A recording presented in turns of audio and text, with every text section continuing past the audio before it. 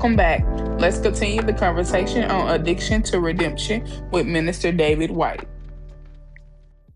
And so he looked at the prosecutor. He says, Madam Prosecutor, what's the percentage of time Mr. White looking at? He's looking at 98 years at 100%. And we have a 20-year offer on the table right now at 100. He said, Mr. White, that's your offer. I'm going to give you a few minutes to go back and talk to your lawyer, but you're going to have a decision today. So we're going back. My lawyer said, Mr. White, I can't try this case. He was like, I'm going to lose. He was like, and they finna railroad you. He was like, I'm telling you, they're going to railroad you. He was like, you either take this time. I was like, I'm not taking no 20 years. I'm not at no 100. I'm not. And I've seen rapists get less time than that. I said, I'm not doing it. He was like, well, let me go see what I can do. He go back out, he come back in. He says, I tell you, he says, listen, they said they'll drop 11 of the charges if you plead guilty to the 2 worst offenses, take 2 9-year sentences, running wild, and take it at 45%. That's the best offer you're going to get. If not, we're going to trial tomorrow. You're going to get life. So I said, let me call my mom. He gave me the phone. I called my mom.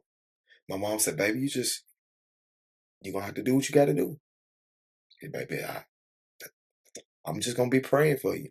And that was it. And so I looked at him. I said, I'll take the time. I took the time. And 2 weeks later, I was in prison. Again. Except when I got to prison, I had the rest of this 22-year sentence plus an 18-year sentence stacked on top of the 22. And the thing is about a parole violation, I have to finish my parole violation first, then start on my 18. So my 18 hadn't even started. I'm still trying to finish up the 22.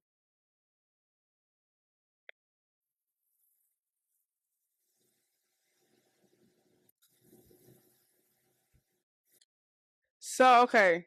Woo, that was a lot. So this is my question. So when you got in jail this time, was this the last time? And what change happened during this time period that got you fully to Christ? 'Cause I know you're a minister now. So from this time period to you coming to Christ, what was that? Because your mom was the praying one. We shout out to your mama. Because prayer is powerful. Shout out to your mom for sure. Your mama had you, and prayer works, and prayer is powerful. But what's from this time period now you in jail and you coming to Christ? Your mama was a great prayer warrior. But what changed inside of you to come to Christ? If this was that, I don't know the story, but if this was your last time in prison at this time. So when I got in prison this time, I looked at my age. I looked at how much time I had. My plan was to die in prison. My expiration date was 2033 at the time. And at the time it was 2018. 2023, 2033 from 2018 is a long time. And I'm like, what am I going to do? I can't. I'll be an old man when I get out. What am I going to do? My kids will be grown. They almost grown as it is. My kids will be grown with their own kids. What am I going to do? My wife had already divorced me. I've already gotten them papers. She's gone. In fact, she was gone before I even got settled in the jail good. She was gone. And so I get in prison. My addiction actually gets worse. It gets much worse. A lot worse. I start ODing intentionally, on purpose. I was literally trying to kill myself. I would sit up and see how much heroin I could shoot in an hour before it would knock me out, before it would kill me. And God would not let me die. He would not let me die. Even the times I OD'd, God would not let me die. Somebody would bring me back every time. And so I'm in prison. The first time I got clean, I went up for parole 6 times. The 5th time I went up, no, the 6th time I went up, before I went up, I went to rehab in prison. There was a thing called RDAP program. I went to rehab. And so, because in prison I'm robbing people, I'm stabbing people, I'm being violent. They shipping me from prison to prison because I don't know how to act, because prisons just don't want me because I'm a menace. I had become institutionalized. My thoughts was, I'm in here, I'm finna be in here, I'm gonna act like in here, I'm gonna die in here. So I went up, before I went up for parole, I was like, I gotta give it a chance. They drug test you before you go up for parole. So if I'm dirty, they're not gonna give it to me. Automatically, that's an 18-month kickoff. Automatically, if you fail a drug test, you're not getting parole for 18 months. Period. So I got clean. I went to RDAP. I got clean. I stayed clean 10 months. And actually, the RDAP program was a stipulation of me making parole. So I went to the RDAP program. I got clean. Started back preaching again. Got my life right. Me and God got back in tune with each other. Started back preaching again, and I went up for parole. They gave it to me. They granted me parole. So I go to parole. They grant me parole. I come back. I'm happy. I'm excited. Call my mom. I'm just waiting on the final decision. I'm coming home. Well, my final decision took a lot longer to come back than most people. I'm like, something ain't right. Finally, I go in there and I ask the counselor. I said, hey, can you tell me uh what my parole decision is, how they gave me final decision or whatever? And so she goes in the computer and she says, yes, Mr. White, you don't go back up for parole until 2024. No, 2023. I said, huh? She said, yeah, they hit you for 18 months. I said, 18 months? I said, they just gave me parole. She said, well, they took it back. I left out that office. I went straight to a cell where the dope man was. Told him, I said, listen, they just denied my parole. I ain't going home. Either you give me some dope or you gonna die. One of the two. He went in his pocket and he gave me what he had. And I walked out. Went to that cell and I got high. 10 months of sobriety went downhill. Got high. That day, I decided they ain't gonna let me out. They're not gonna let me out. This is 6 times I've tried this. I ain't trying it no more. If I'm gonna die in here, I'm gonna die on my own terms. So I started shooting heroin every kind of way I could shoot it. Heroin and fentanyl mix. Heroin and fentanyl and methamphetamines mix. I'm talking about whatever way I could shoot it, I could shoot it. However I could get it, I could get it. If I couldn't get it from my family, I was gonna go rob somebody, hit for hire, whatever I got to do to get it, I was doing. I've done some stuff in prison that gave me nightmares for a long time once I got out. Cause sober-minded, it wasn't easy for me to deal with. It wasn't. And I've been violent my whole life, really. But I was high the whole time, so it didn't matter. I had no emotions, I had no feelings. But finally, they kicked me out of the program because I couldn't pass the drug test. Kicked me out of the program. Told God, me and you ain't. I'm done. I'm done. If hell is real, that's where I'm going. It's just that simple. That's just that's how I see it. Kick me out of the program, put me back in population. I went in population 2 seconds. I didn't even unpack my stuff. Went straight and found out who had drugs. Give me some dope. I'm finna get on the phone. I get your money there. Got me some drugs. Found me. Went in my cell. Stuff. My property is still out on the rock.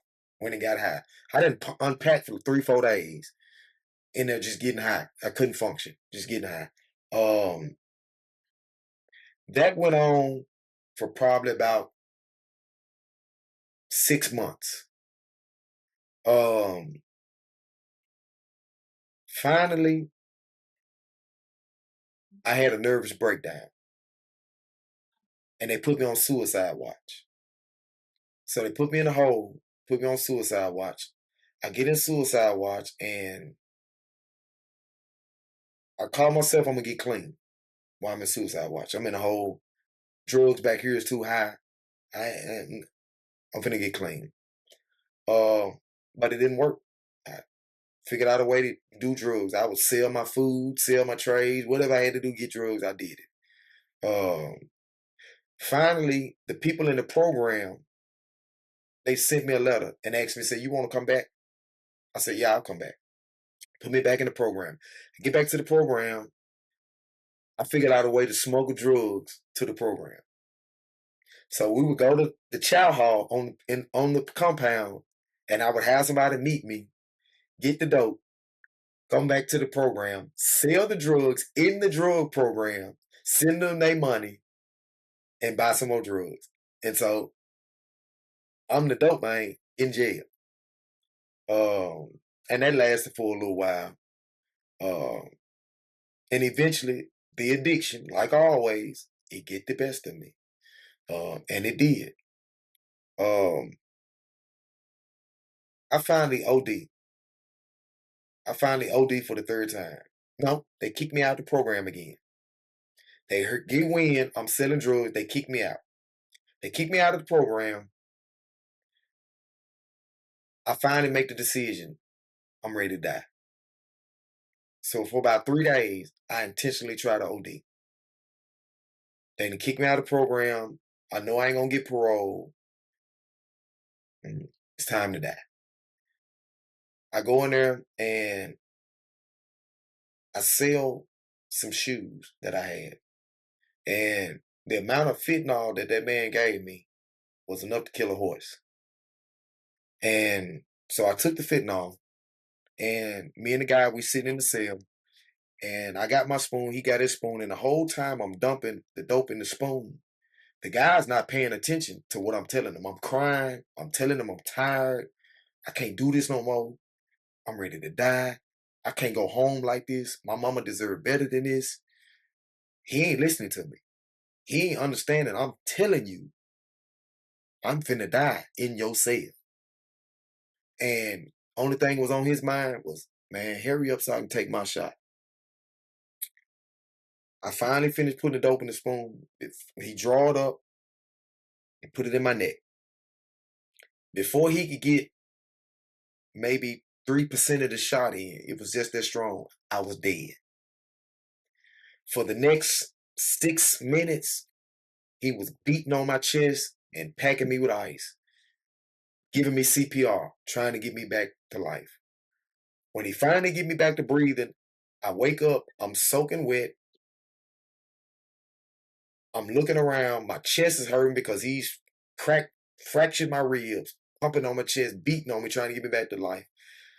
And I look around, I'm like, what happened? He was like, man, you were dead. I was like, what you crying for? He was like, man, I've been trying to bring you back to life for the long. There's about 3-4 people in the cell that wasn't in there at first. He was like, man, I called these people in here to help me because you were dead. He was like, you were gone. And I said, well, why you bring me back? He said, because your mama don't deserve this. And when he said that, I got up, I left the dope and everything. I left out the cell. I went and found the assistant warden, Warden Moon at the time.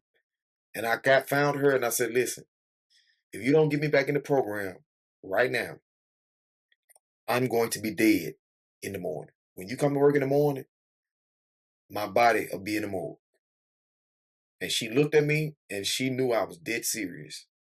She got on the phone. She said, I don't care what y'all got to do. get him a bed. She said, don't even go pack your stuff. She said, go to the program gate. They finna let you in now. Took me to the program gate, let me in, found me a bed, they brought my stuff back there a couple days later. And that was the last day I got high. That was the last day I got high. And what year was that? And then from that moment, how did your encounter with the Lord start going? Because you said you got called to preach at 13. So, and I can see how God's hand was on you all during this time. That was the last day you got high. So, what date was that? And then from that time, how did your encounter with the Lord start to come? Because I thought about the story in the Bible about Joseph. He was in prison. Now he out and anointed. I know that's kind of like a different story, but he was there. Now he out, ministering and stuff like that. Because a lot of people don't honestly realize like God will literally use somebody to this degree of going through something like this, and they always think like God ain't gonna use me. God ain't gonna use me, but like yes, God will use you. And literally Romans 8:28, He works all things together for good. So that's the last day you got high. And how did your encounter with God start to come into this moment? So that was November the 30th, 2022. November 30th, 2022 was the last day I got high. I got back in the program, and Suboxone are strips, and it's called buprenorphine, and that is a drug that was created in order to get you off of opiates, and it's an opiate blocker. So I found somebody who had them, and I finally just became honest with my family. I told them, I said, listen, I've been doing heroin all this time. That's where all the money been going. When I've been calling y'all, telling y'all I'm doing this new, I've been lying. I've been getting high. And they told me, we know. We knew. We knew the whole time. I was like, well, there's a drug in here to help me get off of heroin. And I can't go cold turkey this time. First time I did it. This time, and it almost killed me the first time. I was like, if I try it this time, I don't think I'm gonna make it through it. I can't go cold turkey. I said, y'all gonna have to help me. I told them about Suboxone. My little sister did her research. She saw what it was. She said, if this will help you get off of it, I'll make sure you have it. I went and found somebody that had it, found out what he wanted. I paid. I told her, she sent her the money. I started on the Suboxone. Winged myself off the heroin. I say maybe about 5-6 months after being clean. And I still went through some stuff. I still went through the restless legs syndrome. I still went through the twitches in my sleep. I still went through the nights I couldn't sleep. I still went through feeling like bugs were crawling on me and wasn't nothing crawling on me. I had the officers spraying my mat with alcohol and stuff, and it was nothing but just part of the withdrawal symptoms. And a lot of it was mental. A lot of it was in my head. Um, about 6 months after being clean and going through all of that, when I finally looked up and realized I had been clean 6 months, somebody came to me and they was like, David, we heard you was a preacher. And I was like, where you hear that at? And they was like, somebody here know you from the streets. And so I was like, who know me from the streets? Don't nobody here know me from the streets. And so it was a little white guy in there. And come to find out, he was from Somerville. He got locked up at 201 Popular. And he had charges at 201 Popular. He come through 201 Popular. And I actually did his legal work and got him his charges in Shelby County dismissed. And at the time, I was working with the chaplain at 201 Poplar, and they would allow me to do church services in the chapel for inmates at the jail, something that hadn't been done before. And so they were letting us have real live church services, just inmates. We were the preachers and everything in the jail. And he would attend. And so when he came in and saw me, he knew who I was. And I had forgot all about him. And so when he walked up to me, he told me he knew my cousins and everything from Somerville and this and that. He was like, man, I'm from Somerville and this and that and this and that. He was like, man, you helped me get out of 201 Park. He was like, I'll tell everybody in Somerville about you or whatever. And so he told them I was a preacher. So the guy come to me, he was like, man, why don't you do a Bible study? And I was like, not with all that right now. And so eventually they made me the head facilitator of the program. They made me the head of everything. I was over the whole entire program. And so I was the one that was over the groups, the big groups when we have and doing this, and at this time it's 160 people in the pod. So I would have to stand up in front of 160 people for about an hour and a half and speak. And most of the time, my speaking would be a sermon. I would preach sermons that would be in my head. And it was crazy because people would actually come sit in. Officers would actually come sit in because word was traveling around the compound about who I was and about the classes that I was teaching, to the point to where they didn't want to hear nobody but me. And so I started back preaching. And eventually I started doing the Bible studies.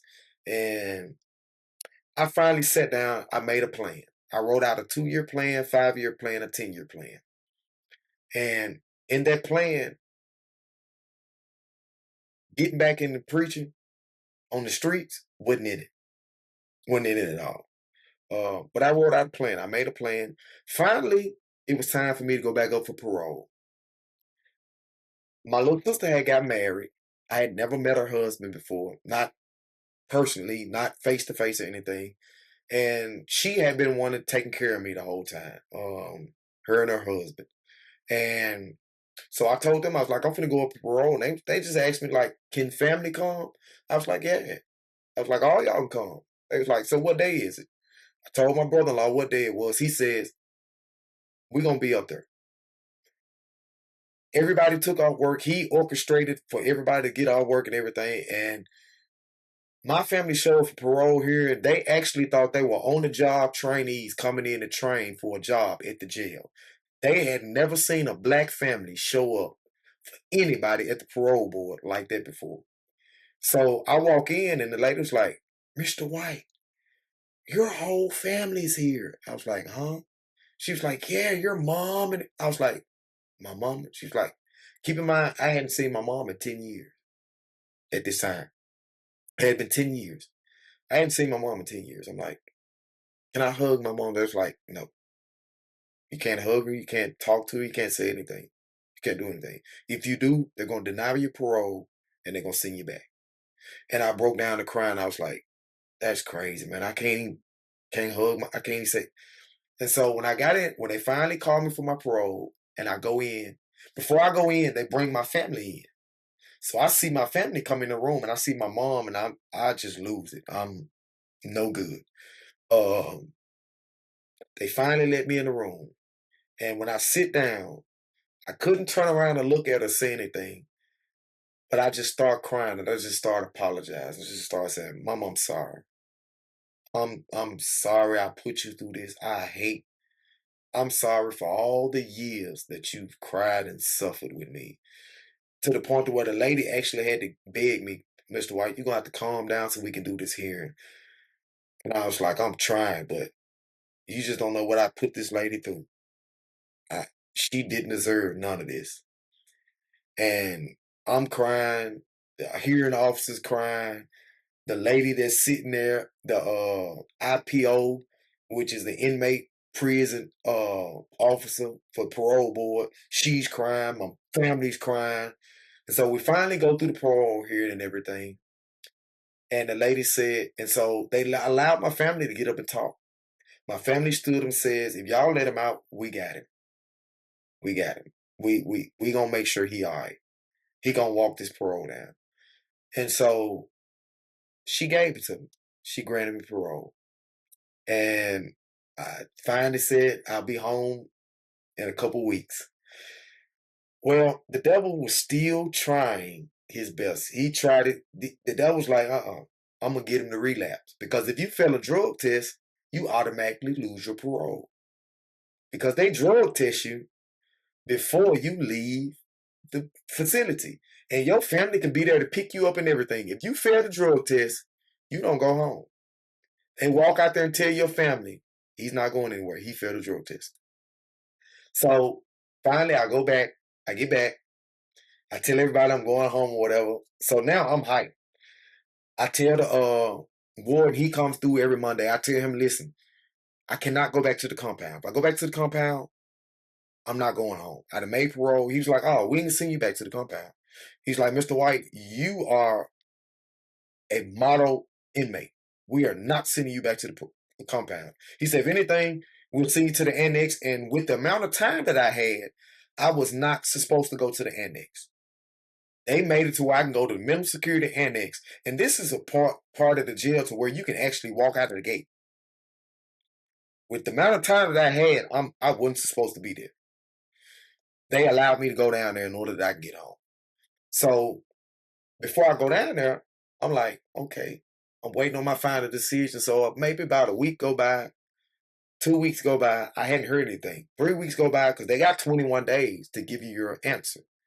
And so 21 days go by and I ain't got an answer yet. So finally I go in there and I ask the lady, I say, hey, again, do I got a final decision for parole? She goes in the computer, she says, yes, you leave March the 8th, 2024. I said, I'm sorry, but ain't that equivalent to your other date? Didn't you say something about the 8th in 2015? yeah. That's correct.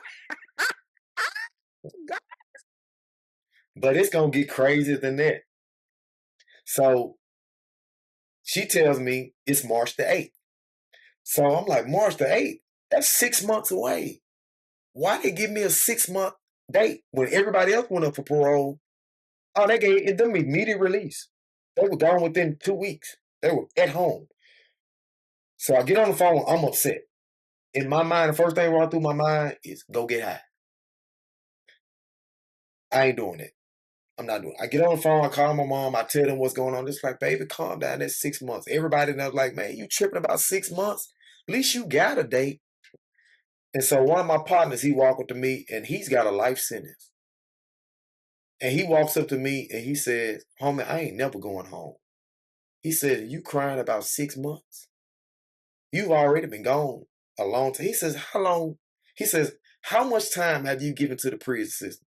I said, on the day I leave, it'll be 20 years, 3 months, and 11 days that I've done in prison. He said, and you crying about 6 months? He said, man, you better dry your face up and lay down for them 6 months. You've done the hard part. You finna go home. So finally, they get me to the annex. I go down to the annex. I get down there, and I'm good. They find me a job. They give me a job. I'm studying. I'm focusing on God. You know, and I'm praying over this plan that I've made. I'm like, God, this is what you got to do. And I basically told God, I said, God, listen, either you put me full force in the ministry, or you bless this plan I'm making, or you gonna lose me. I ain't making it back to prison. I ain't coming back to prison. I said, those are your two options. You bless this plan, or you use me full force in the ministry. Other than that, you're gonna lose me. And I told God that. And so I finally go to the annex. All types of stuff happen. They pop up drug tests and they do this and they do that. It's just all types of stuff. The devil's trying his best to stop me from walking out them gates. So March the 8th gets here. I wake up that morning. I give all my stuff away. So usually they call you to go home about 8 o'clock. 8 o'clock come, so I wake up, it's 5 o'clock that morning. I'm sitting there waiting on count to clear. Count clears at 6 o'clock. Count clears, I come straight out the cell. I give all my stuff away. I get on the phone, call my family. Where y'all at? So my dad and everybody took off work. My dad don't take off work for nothing, but he took off work for me. So everybody took off work. They planned this day out. Everything's set. They finally get up here to the jail. They say, okay, we here. We finna go in, this and that. We'll see you in a minute. So I'm sitting up at the front gate. I got all my stuff packed. I'm at the front gate. I'm waiting. 8 o'clock, they don't call my name. 8:05, they don't call my name. 8:15, they don't call my name. So I go and get back on the phone. I'm calling. Ain't nobody answering the phone. Nobody answers the phone. So I'm calling everybody in the family. Listen, somebody answered it. So finally, my little sister answered the phone. She said, they in the jail, David. I don't know what's going on. Ain't nobody came out and said nothing. She was like, so call back in a few minutes and I'm finna go in and see what's going on. So about 15 minutes go by. I get back on the phone. I call back out. I said, hey, what's going on? Why ain't they called me yet? And they said, David, please stay calm. I said, calm about what? I said, what's wrong? I said, tell me what's wrong. They said, David, Nashville didn't turn your paperwork in time and you're not getting out today. She said, it takes 10 days to process your release and Nashville didn't send your papers in time. So you won't get out for another 10 days. I said, you mean to tell me I've done everything I'm supposed to do? I've stayed out of trouble. I've done everything. And I got to stay here 10 more days because they made a mistake. And so my family stayed up there about 2 hours trying to talk to these folks, and y'all better call Nashville. And the crazy thing is, my mom praying and sister crying, and it was so much going on. So finally, they was like, David, you just gonna have to sit there 10 days. So the lady come down there. She walks down there. She tells my parents to tell me, tell him stay calm, because if he do anything irrational, we know his background, we know his record, we know his jail history. Tell him, please stay calm. Don't do nothing violent. Don't do nothing crazy. Because if he do, he ain't coming home in 10 days. So I said, I'm cool. I ain't gonna do nothing. So the lady come down there, the lady who was supposed to handle my release, she come down there. She said, Mr. White, I apologize. She said, we just got your release papers 10 minutes ago. At this time, it's 3 o'clock in the afternoon. She said, we just got your release papers 10 minutes ago. She was like, we processing your release now. She said, it takes 5 days to process it. It takes 5 days for Nashville to return the order to release you. Until then, we can't release you. So for 10 more days, I'm in jail. Luckily, the people I gave my stuff to, they brought it back to me. They gave me all my stuff back or whatever. And so I go through the 10 days. March the 18th, 2024. No, yeah, 2024. Because it's 2026. I just separated 2 days. March the 18th, 2024. I walk out of prison. They call my name. I finally get out. I actually post the video of the day I was released. Been posting it every year. That's the actual release of the day that I walk out. That's actually me on the prison grounds walking out of the front doors of the prison on that video. They finally released me. My whole family took off work again. They show up, they release me. I go home. My daughter's there. My whole family's there. Nieces and nephews I've never seen before. They're there. Everybody's there. And I finally get out. When I get out of prison, I'm so institutionalized, I can't handle it. I have panic attacks when too many people around me. I'm loud. I'm yelling. I'm aggressive because that's the way I'm used to being. I've been in jail 20 years. I don't know nothing but that. I don't know nothing but that. I don't know how to act but jail. That's it. So I got 20 years that I got to try to break. 20 years of being institutionalized that I got to try to break. Uh, and so I remember one night I had a panic attack because it was too quiet in the house. I couldn't sleep without a TV on. I couldn't sleep without noise. If it was too quiet, I would wake up in sweats and I'm having nightmares. I'm waking up screaming and yelling in my sleep because I'm just totally mentally destroyed. Um, I don't have drugs to cover it up anymore. But I refuse to go through that again with drugs. That's one thing I had, my mind was made up. I don't care what, drugs will never be an issue of mine again. And I meant that. And so I got a dog. I got a dog. $3,500 dog. I got a bully. And I was in love with that. That was my partner. He helped me through a lot. Um, that was my emotional support. I understand what that means. That became my best friend. Uh, and so I took to social media. And I took to social media in a way different from most people would. I took to social media and I was transparent about everything. I use social media for what I think it was created, it should have been created for, in order to help people.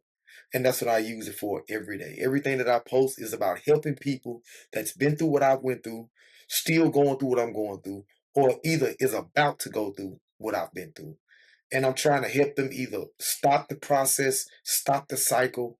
I'm trying to help people come out of addiction, trying to help people come out of recidivism and constantly going back to jail, and trying to show people that, you know, regardless of what your past is, your present and future can be a whole lot better. And I told my family it's gonna take me a while to get back in church. I can't be around a lot of people like that. I think I went to church twice when I got out. My sister was speaking, and so I went for her. And um, I think the second time I went to church was Mother's Day for my mother. Um, and I don't even think it was Mother's Day. It was some other reason I went. I can't remember what it was for. But anyway, I met my wife now. Me and her met. Me and Trina met. And I told her about me. I told her everything. And she went through my profile and whatever. And it was crazy how we met. All about a post I put up. She commented on it. And from there, it went. Uh, we went on our first date. And we've never been separated since that day. We've never been apart since that day. Um, we got married. I asked her to marry me a year after we met. We got married. We got engaged. Um, we got married not long after that. But she's the reason why I'm in the pulpit right now. She's the reason why I go to church. She said she loves church. She loves to go to church. And the way I am, if that's what she loves, then I'm gonna do what she loves. If that's what she wants, I'm gonna give her what she wants. She's a good woman, and I'm gonna give her what she deserves. And so I never tell her no. Whatever she asks me for, it's okay. Whatever you want to do, fine with me. But she's the reason why I'm in the pulpit right now. She's the reason why I walk back in the church. It wasn't my mom. It wasn't my sisters. It was her. She did it. And it was her praying.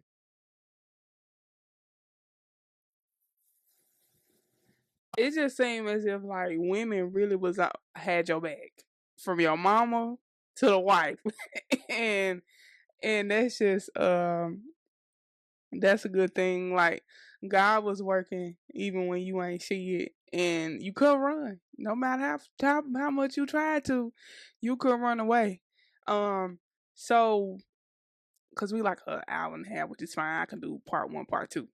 So what is life like for you now? Just with ministry, and then also therapy. Because I like how you say, go to therapy, and then you also got God. Because I think you know how sometimes some people can say, just pray, it'll be all right. Pray, it'll be all right. But you actually got that physical support, practical support, and also God. So, how is life for you now? And in what ways can you just encourage somebody who could just be going through any type of addiction, even if addiction ain't to the point, going to prison or anything of that nature. People have addictions. Like you saying earlier, like shopping, eating too much or anything like that. How can you help somebody in that nature to come over their addiction and just practical ways of just keeping God in your life with it too? Well, first of all, I have a wonderful life now. My life is great. I wake up every morning looking forward to living. I'm not just existing anymore, because it's a difference between living and existing. And there's a lot of people that walk around every day, but they're dead inside. And they're just existing. They're just trying to make it from the 1 second to the next. And that's it. I don't live like that anymore. I live for the day. If God give me tomorrow, I'm grateful for it, but I live for the day. And my life is wonderful. I don't stress about nothing. My life is peaceful. Um, do I still have things that I go through? Yes. That's the reason for the therapy. Uh, and it is not in it's times that Adam will call me and he'll say, you got anything you need to talk? And I'll tell him no. I'm good. And it's crazy because now there's so many ways you can do therapy. You don't have to be there personally. You can do virtual. Most of the time I do it virtual. But I do it. There are times when I tell them, yeah, I got to get some stuff off my chest, and I do. But it helps me. A person that has been through what I've been through and has seen some of the stuff I've seen, there's some things that I've done that I'll take to my grave. Um, there's some things that I've done that people lives are still messed up behind it. And it's been years, decades later. They're still dealing with some of the stuff I've done to them. Um, and now I'm still reaping for a lot of stuff that I've done back then, but God gives me peace in the midst of it. He gives me acceptance in the midst of it, because I accept the fact that I sowed that seed, so I have to deal with that. And that's what I deal with. I don't um cry about it. I don't complain about it. I deal with it. I deal with it. I move on. I learn from it and I move on, because I feel like your reaping stage is a learning stage. It's just like getting a whooping. It ain't for to hurt you, it's for you to learn from it. There's consequences to your actions. And so I understand that I'm just dealing with the consequences of stuff that I've done in my past. The Bible says, whatsoever man soweth, that he shall reap. So I know that my reaping, sometimes it may come the next day, sometimes it may come the next hour, sometimes you may not deal with it till years later. But God lets me know when I go through stuff, this is why you're going through it. You remember this? This is why you're dealing with this. And I accept that. But even through that, my life is great. I love my life. The ministry, wonderful. A lot of preachers will say they get nervous. I love preaching. I can do it every day. I love preaching. To me, preaching is fun. It's fun. It's exciting. It's energetic. I love doing it because it's something that God gave me, and He gave me my own custom made ministry. Uh, and helping people. The Bible says to help the needy. God says it's like giving unto me. So what people don't understand is when you help those that are in need, you giving to God. And when you give to God, guess what? That means now God owes you and He gonna pay you. God is a good paymaster. So I would rather store up my gifts in God than to store it up for the enemy to take it or for the world to enjoy it once I'm gone. Everything I do now, I do for my children to leave them something. I think about my legacy now. That's what I'm trying to leave. I'm not trying to leave I want to be somebody that just left a story here on this earth. I'm trying to leave a legacy. Wherever, and I'm trying to make sure that my legacy is something that's remembered for positivity. I don't want to become what a proverb. Proverb, one of the definitions of proverb is something to talk about. I don't want my life to just be something to talk about. Yeah, you know what they did to David, don't you know what they did to little Dave? You remember? No, I want my life to be something talked about like Martin Luther King or like Jesse Jackson. I want to be remembered for being somebody that helped people and did something to change the world. If I could change one person and that person tells the world, I'm good with that. But my life is wonderful. And what would I tell anybody that's going through? To just pray, that's all you doing. See, there's a thing. The Bible says, stand still and see the salvation of the Lord. The Bible says, pray without ceasing. That means you got to continuously stay in prayer. But you can't stay still. You got to keep moving forward in Christ. Paul says, I'm pressing forward towards the higher calling, which is in Christ Jesus, which means I'm expecting God to move in my life, but I'm also still doing what God has called for me to do. I still got to preach. I still got to help people. I don't care how bad things get. I don't care how much I'm reaping. I don't care how much I'm going through. I still got to get up and do what God has called for me to do. And in the midst of what I'm going through, in the midst of my preaching, and in the midst of me helping folks, I'm still expecting God to show up and give me what he promised me he would give me if I do what he has commanded me to do. So you still got to start with a movement. And people think that that's hard to do. It ain't easy, but it ain't hard. It's only hard because you keep telling yourself it's hard. You keep on thinking that it's hard. I can know everything about a person by watching your actions. Your actions will tell me what you're thinking. Because when the Bible talks about he will give you the desires of your heart, or I judge the intents of your heart, he's not talking about this in the middle of your chest. Because there's nothing there. It does nothing but pump blood. What he's talking about is here. He's talking about your heart of minds.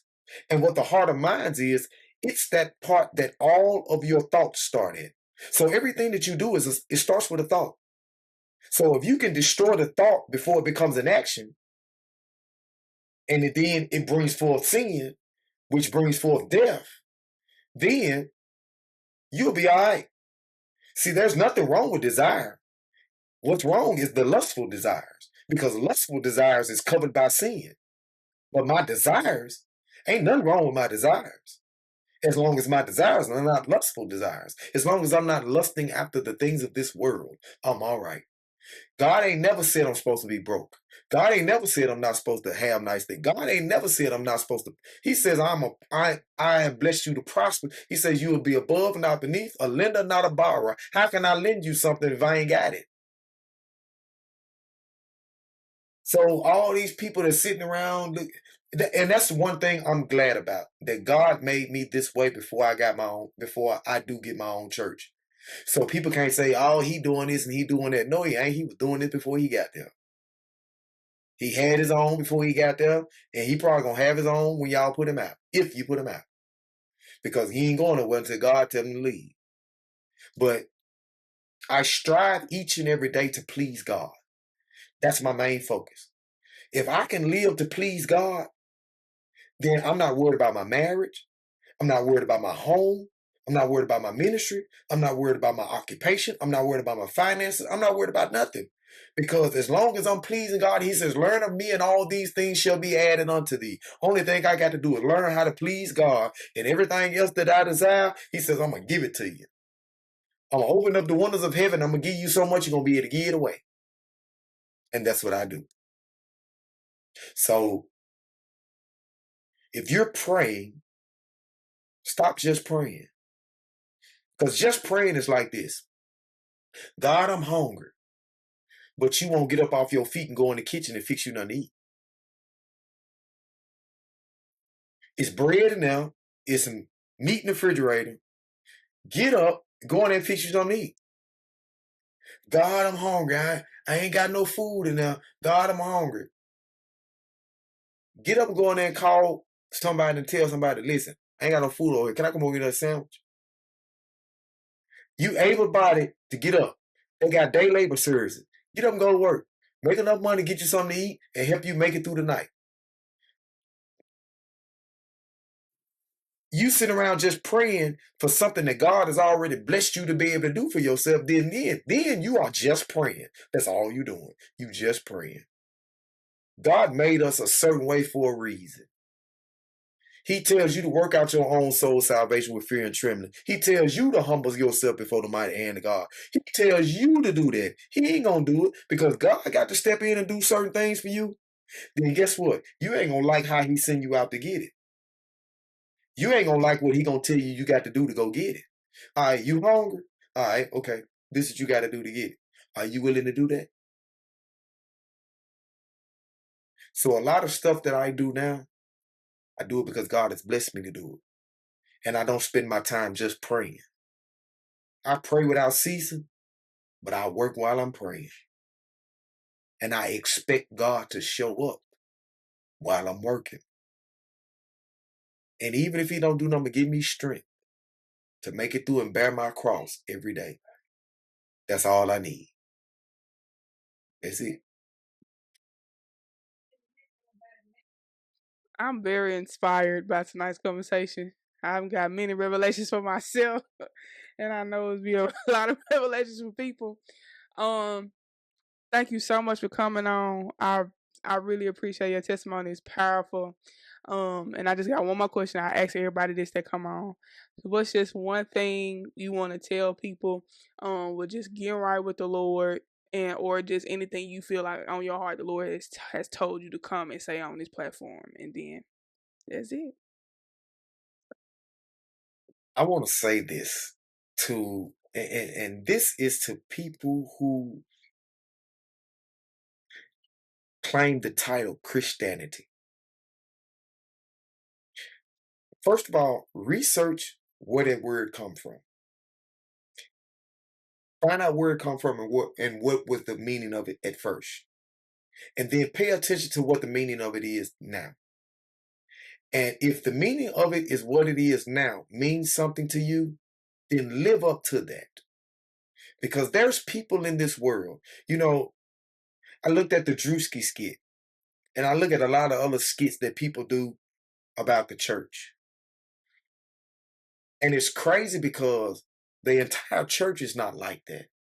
The Bible says, let the wheat and the tare go together, because on the day of judgment, I'll separate them. If you look at tare and look at wheat, they look exactly the same. You can't tell them apart. The only difference is one of them is a weed and one of them has a seed. And if you don't know which, you ain't gonna be able to. There's people in the church just like that. They look like Christians, they walk like Christians, they talk like Christians, but on the inside, there is no seed. God ain't there. Jesus ain't there. He says, matter of fact, depart from me, you workers of iniquity, for I never knew you. If some of y'all around here hollering you Christians and Jesus don't even claim you. He said, my mother, my brothers and sisters are the ones that do the will of my Father. You claiming a man that don't even claim you as his family, because you are outside of the will of God. He said, depart from me, you workers of iniquity. Iniquity is knowing better and not doing better. Paul says, I'd rather know than not do than to know and not do. I'd rather not know it and not do it than to know and not do. I would rather be ignorant than to walk in iniquity. So for everybody who's walking in iniquity and you leading folks in the wrong direction, stop. Get it together. Because the problem that I have is the church is too empty now. Compared to where it was when I was growing up, it's too empty now. And parents, stop giving your children decisions that they ain't old enough to make in your house. Stop being their friend and be their parent first. Because in order for them to learn how to be a good adult, they got to learn how to be a good child. And that's one thing about me. Out of all I've been through, my mom and dad will tell you, I was a good child. I was just a bad person. But I never disrespected my mom and daddy. Stole stuff and I did some stuff like that. But I never disrespected my mom and daddy. I never cussed at my mom and daddy. I never did anything towards none of that. And they'll tell you that. I was a good child. Just had some bad ways about me. So we have to learn, be a good Christian. Be a good Christian. Do what Jesus said do. Do God's will. You sick of your life being like it is? Do God's will. You sick of your marriage going like, do God's will. Do God's will. I used to have a preacher, man. He was one of my mentors. He grew up, and he's one of Bishop G. Patterson's elders. Patterson ordained him. I used to ask him all the time, give me a word for today. And he used to tell me all the time, live holy. And I couldn't, and at first I didn't understand what that holy means. Be spiritually perfect. Not physically perfect, spiritually perfect. But people tell you can't be perfect. No, your flesh can't. Your flesh can't. But if you got enough sense to wait on God and to allow God to lead you, then in God's eyes, you are a perfect, imperfect person. You are a perfect being in an imperfect body. But what you got to learn to do is learn that the brain is the leader and the body is the follower. The flesh is the follower. So if you learn to get your thoughts together and keep your mind stayed on Jesus, then guess what your body gonna do? It's gonna follow. It's gonna get in line. So that flesh, and if you turn flesh around backwards, it spells self. So if you get yourself together, you'll be all right. You'll be all right.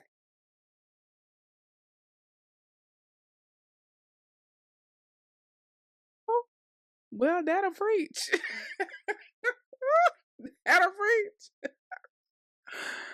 I'm full. Thank you so much for coming on. I truly appreciate it. I know I said it was a whole nother thing I was gonna get into, but you'll be back. You'll be back. If you want to come back, you'll be back. Thank you so much for being here. I'll be sure to put all your information up on the video too, so they can follow you as well, and check you out, because he posts like lives and even motivational videos and whatever the Lord puts on his heart on his social media too. So be sure to follow. But other than that, I appreciate you. I'm very inspired. Like I said, you will be back, and just thank you for being here. All right.